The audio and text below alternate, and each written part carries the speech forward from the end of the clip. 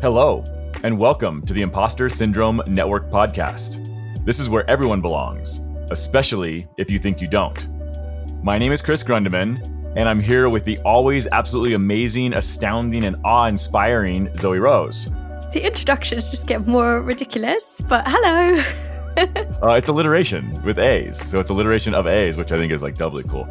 This is the Keiran Shelden episode, and we're all in for a treat. Keiran is a senior solutions engineer for a service writer. He enjoys playing with new technology as well as learning about old technology that is still used today.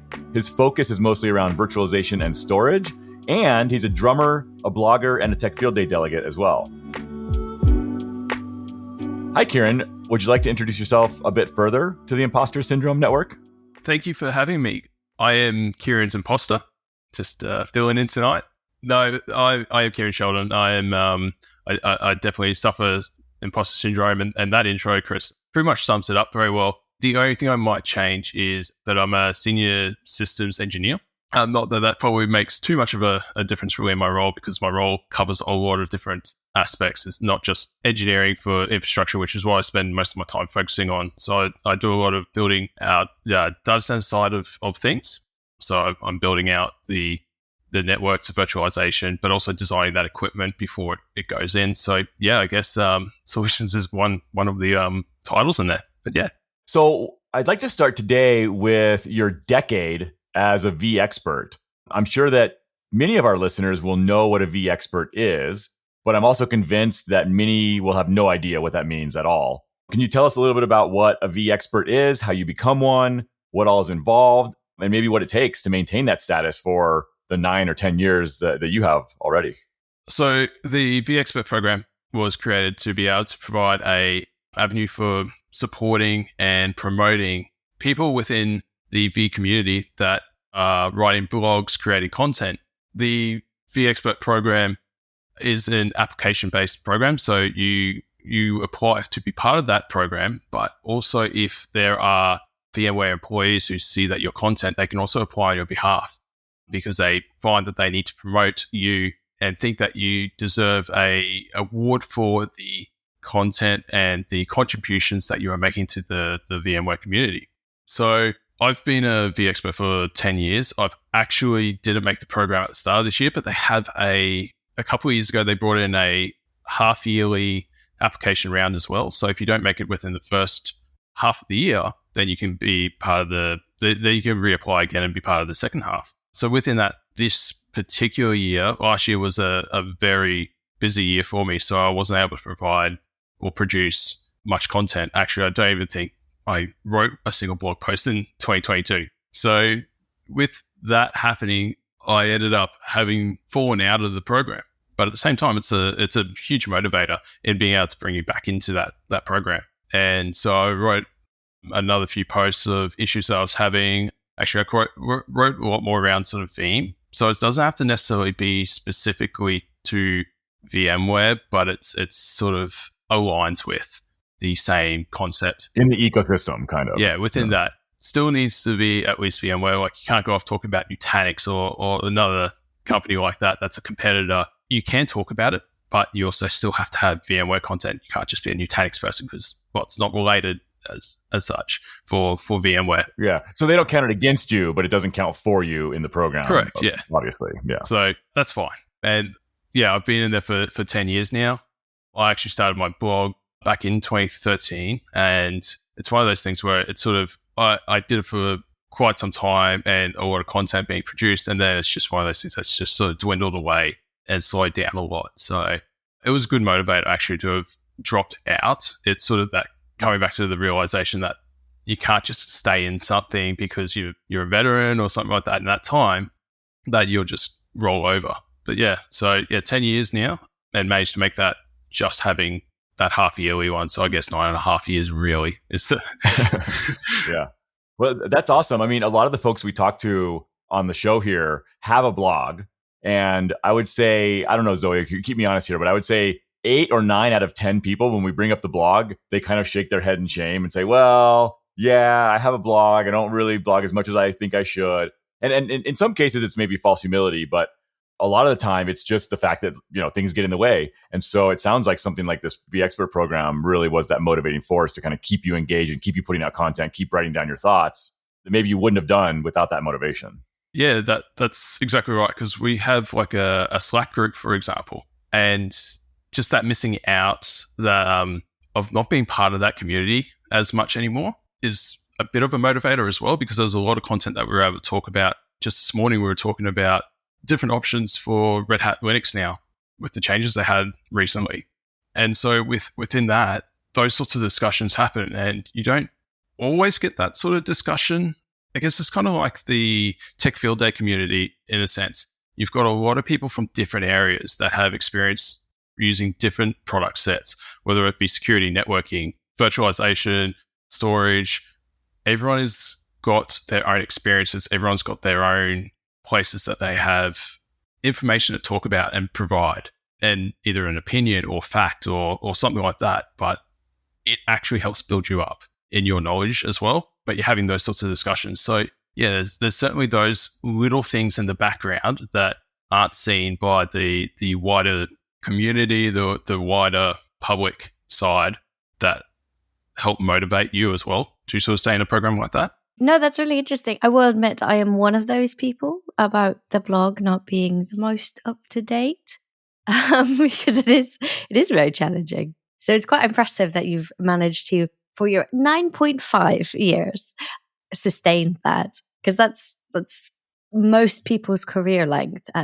In my area, because I went to college in 2013. Actually, I was working in industry before, but then I started college in 2013. So that's quite a long period. I was curious if you could describe your kind of career path in how you started, essentially, or why you started, maybe why you started blogging, or maybe why you started earlier than that, and then where it's taken you in the last however many years. Yeah. So with my career, it's sort of, I haven't really been to many places within changing employers.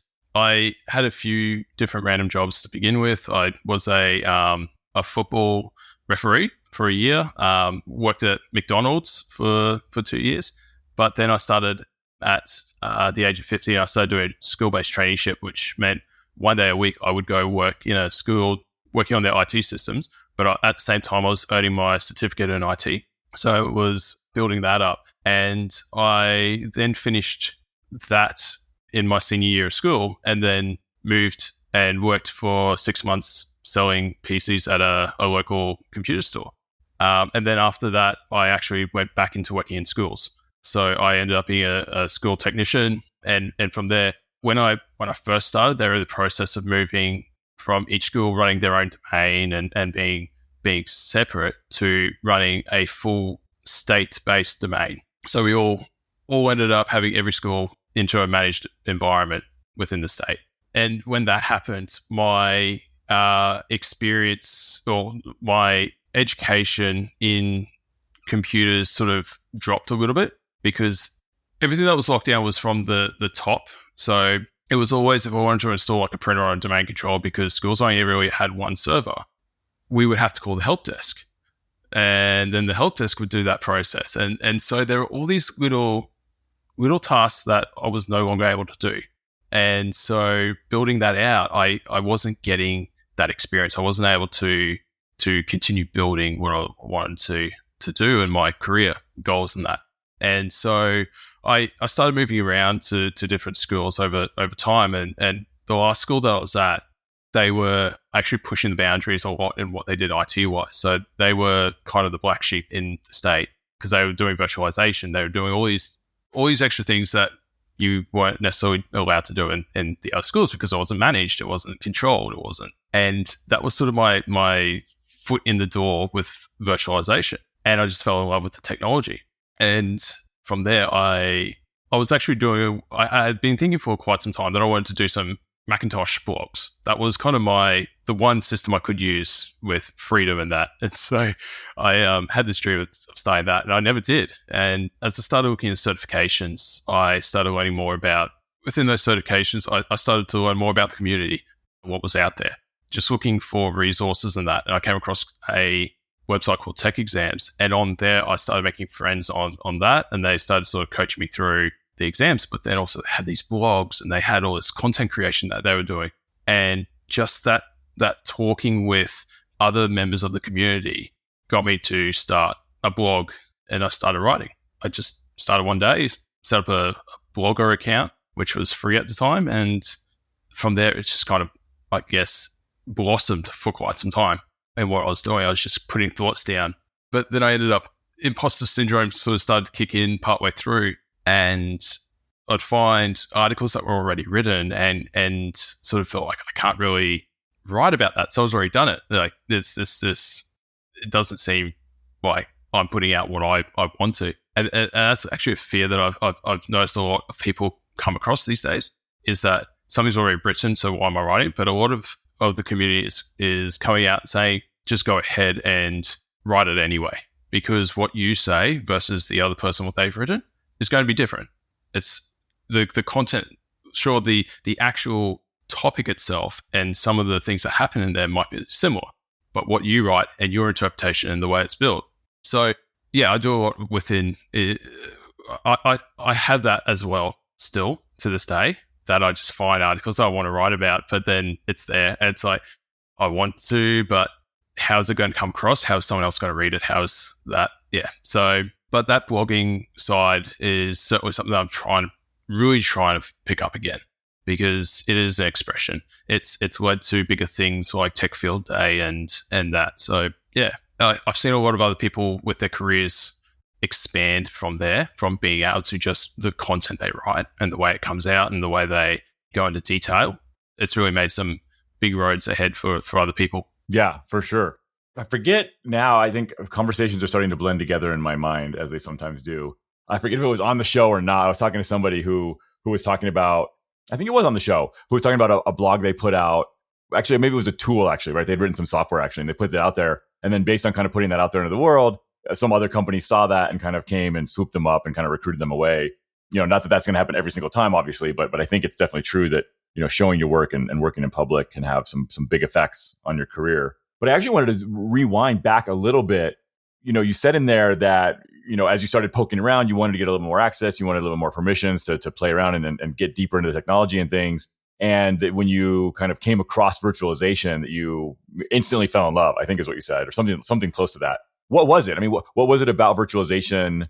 Can you, like, you know, bring us back to that moment and then kind of how you saw virtualization, how it looked to you, and why that was attractive and an area where you knew you wanted to go spend more time in?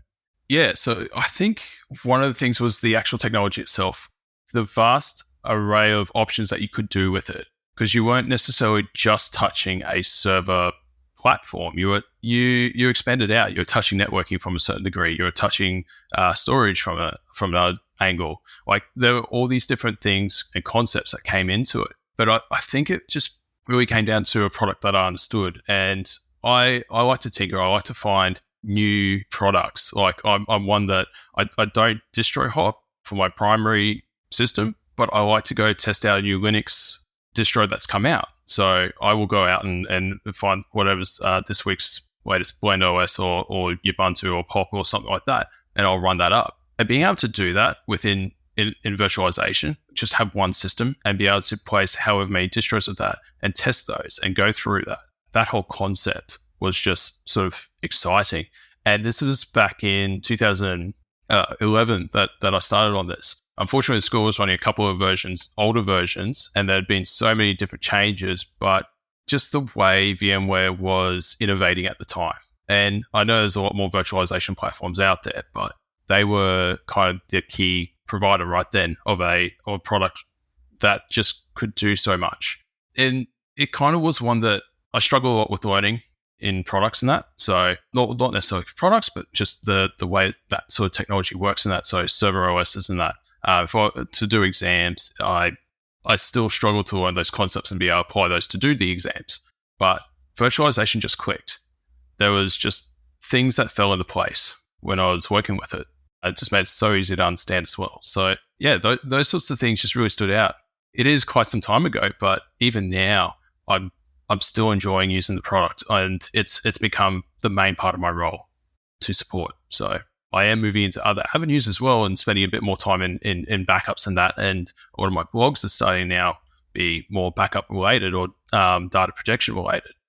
Tech Field Day, I've done more storage field days in that. So there's a lot of places that virtualization background that I started to develop has led me into all these other areas now.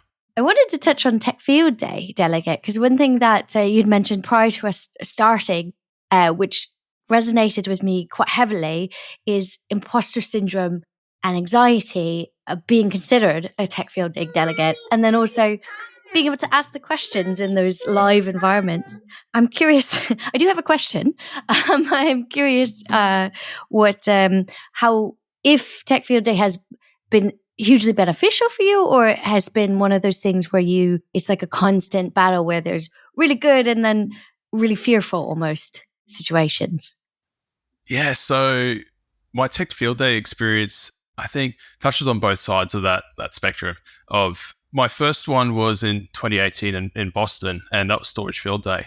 So I got accepted, and here in Brisbane, there's another Tech Field Day delegate, Dan Frith, and he put my name down for Storage Field Day. So I already applied for it, but he said, it'd be great for Storage Field Day. I'm going, okay, Storage Field Day. I don't know a lot about storage, but I took the opportunity, I accepted it, and just went, I need to go and try this out, see what's happening. And so I did. So I turned up at Boston, walked into the room, hadn't met a single person except for the event coordinator, Ben. And I walked into the room, and it was taking that deep breath before I walked in, just went, I've flown 16 hours to be here.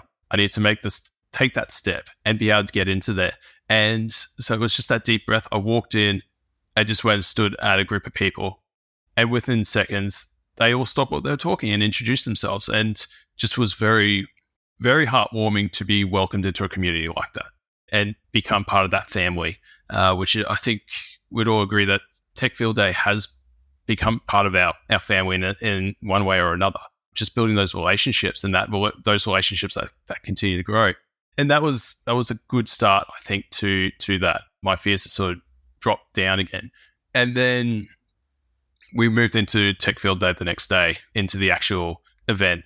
And I was able to bring myself to talk or ask questions in a session.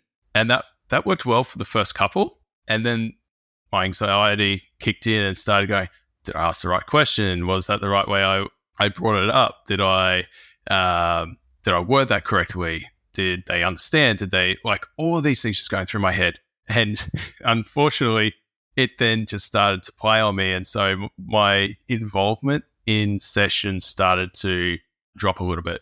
And it just sort of, but then over the time, it's getting that confidence to be able to ask those questions again and butt in. It's sort of like I think for a lot of newcomers, it's a weird thing because depending on where you come from or how early you've joined from school, you put your hand up and then you ask a question. But at Tech Field Day, you sort of button and go, okay, could I just ask you this question on this thing you mentioned, or can I ask you on this and that? So it's a different sort of feeling in those situations. But look, I go from either end.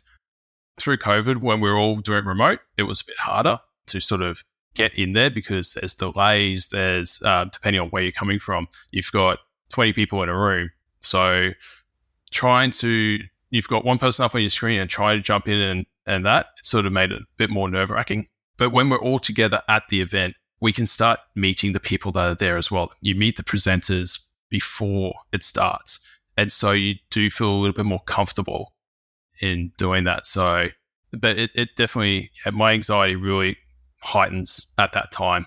It's also live. That's the other thing. You can't be cut out if you ask a wrong question, or not a wrong question, but how you feel about that question that you've asked. And then you kind of sit there playing with those emotions while they're answering, going, I'm getting what you're saying now, but also, did I do everything right in that, what I'm doing? But no, Tech Field Day for me though, my anxiety, it has done a lot for me. It also learning to just say yes to things. Like when Chris sent me the message for this episode, my immediate response was, my imposter syndrome is telling me no, but yes, I will do it. It's just those sorts of situations. But no, definitely Tech Field Day, and that's it. Like, I'm a big advocate for Tech Field Day to go and do that for anyone, even if you are an anxious person. Building those families, building just those relationships with people as well. So like I met Chris back in 2019, and from there I've sort of, as don't want to sound stalkerish, but I've been following Chris and his progress in that, because like the blog post she put out at the start of the year of these are my goals, these are what I want to be able to achieve over this, and these are the things I achieved last year. Just to me are an inspiration on how I try to create myself some goals, try to do these. And we just have such a community there of people that are like that are building those up. So yeah, that's awesome. And yeah, thanks for pointing that out. It's really good to hear, obviously, always. Just the fact that anybody reads stuff that we put out, right? I mean, that's in itself is fun. Yeah.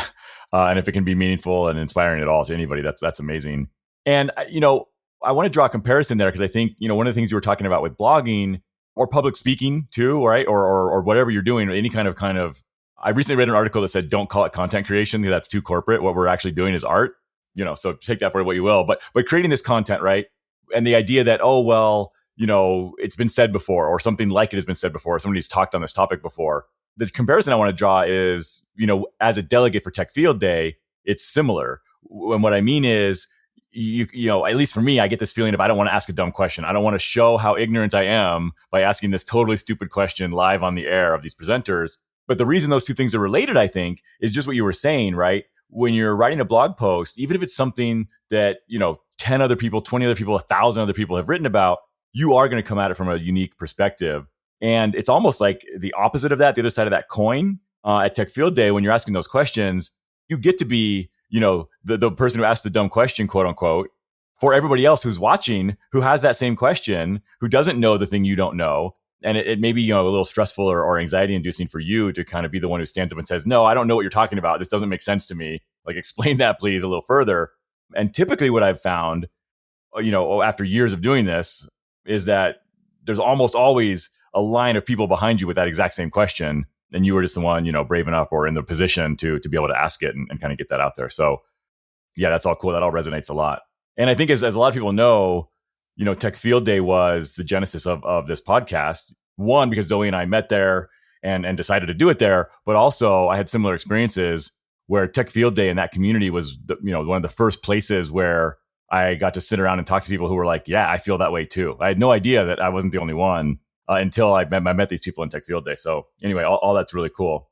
I want to fast forward a little bit up to kind of the current day.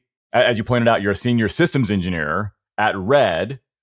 What do non-technical people think you do? What do you tell your mom or your family or strangers that ask you what you do? Like, how do you explain what you do to the layperson, I guess is what they call it?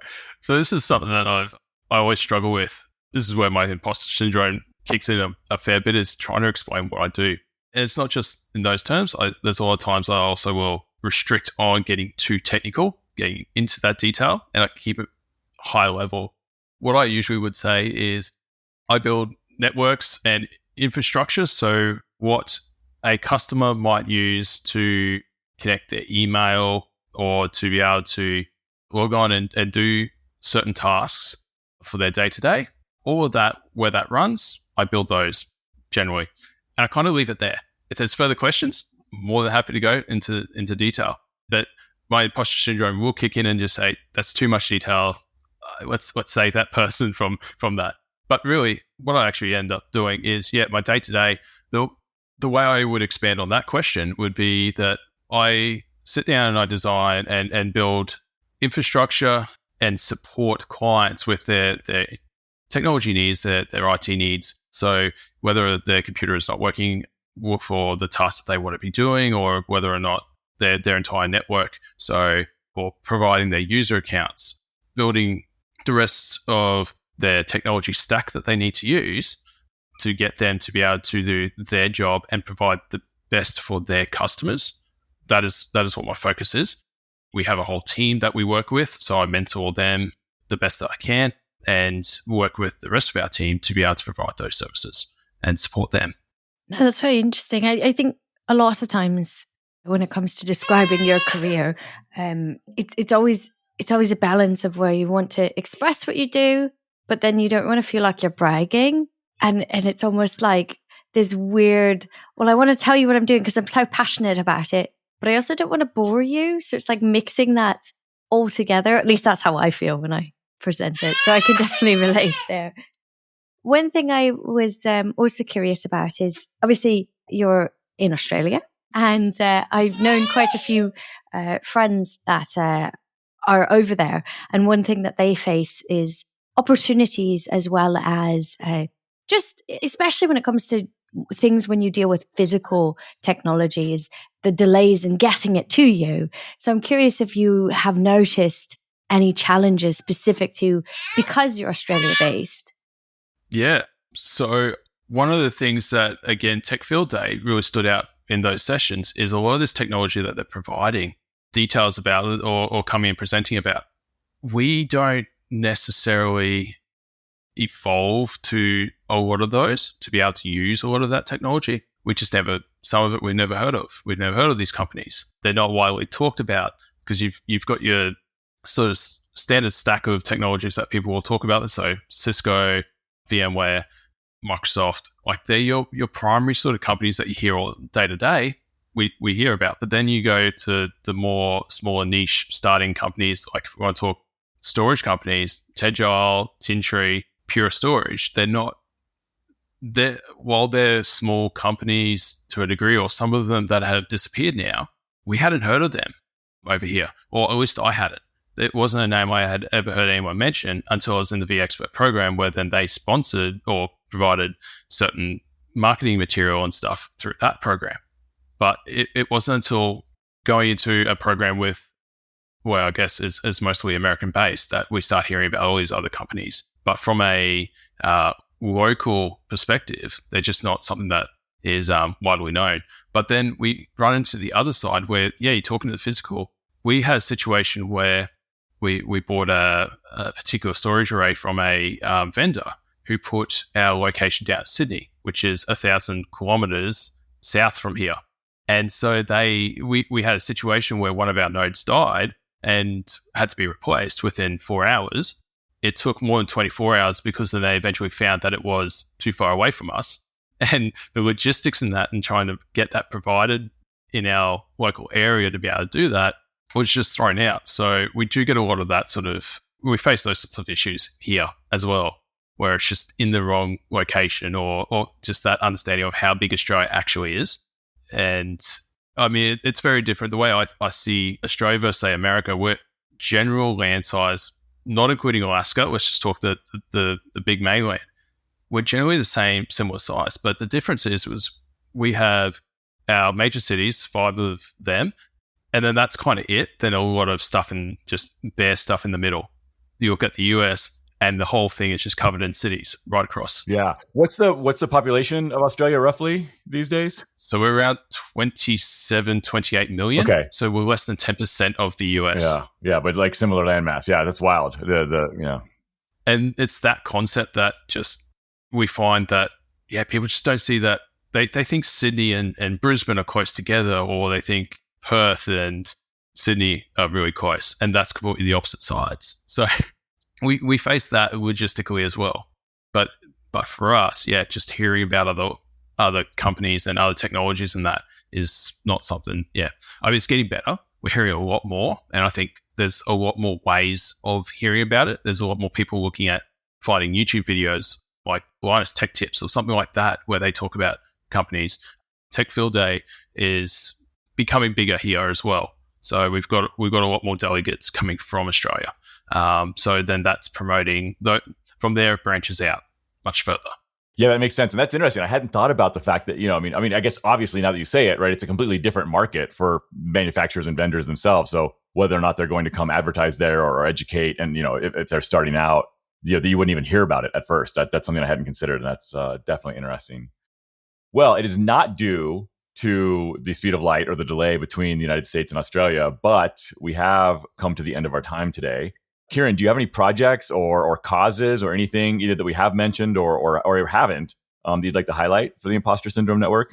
I don't really build too many projects. I think the biggest one would be like my blogs and building that up again. I'm currently working on a cloud director and NSX build at the moment, which is something that I'm learning fresh in the last few months, and that's developing some new blogs and that. So kind of working on that at the moment, and yeah, that's kind of it really at the moment. Cool, makes sense. We'll definitely link to your blog in the show notes there, and your Twitter and LinkedIn and everything as well, so folks can kind of track you down. Thank you so much for joining us today and sharing your story with the Imposter Syndrome Network. I think it's going to relate to a lot of folks out there and hopefully be helpful. And then thank you to all of our listeners for your attention and your support. If you found this episode insightful or interesting, or even just entertaining, please consider paying it forward by letting others know about this show and the great guests we have on. Keiran, before we totally close out, I am wondering, we talked a lot about, situations where your imposter syndrome kind of has bubbled up, maybe some around blogging, maybe some around, the tech field day and public speaking, that kind of stuff. But what do you do when you feel imposter syndrome kicking in? So I find that the best way to work through it is say yes if you can. If you can get yourself to be able to say that yes, be able to get out there and say, I can do this, or even just agreeing to doing something, you kind of push yourself into outside your comfort zone. So once you commit, then what do you do? How do you work on that? How do you build it up? A good example that I've got at the moment is that I had talked about doing some public speaking and earlier this year, and I missed out on the conference for it. But I had a community member reach out to me and say, I would like to take you on and take you into doing as a co-presenter, and let's do that. And I decided to say yes, and now I'm freaking out about it. But at the same time, putting myself out there and thinking about the time that it's going to take and process through my head that I'm going to provide the content, I'm going to go through practicing, I'm going to make sure I know everything and build up my confidence in it and be able to put myself out there and do it. That's the biggest task, is saying yes and then actually doing it. And if you can get yourself into that position and focus on that, then it'll make it easy. I like that a lot. I definitely find that kind of like almost like life hacking kind of a tip, right? Where if you put yourself in the situation, if you kind of force it to happen, you'll find a way to make it work. So a little bit is what I'm hearing there, kind of, right? Like say yes and then, work through it and follow through. Yeah. Awesome. I like it. Great advice. And we will be back next week.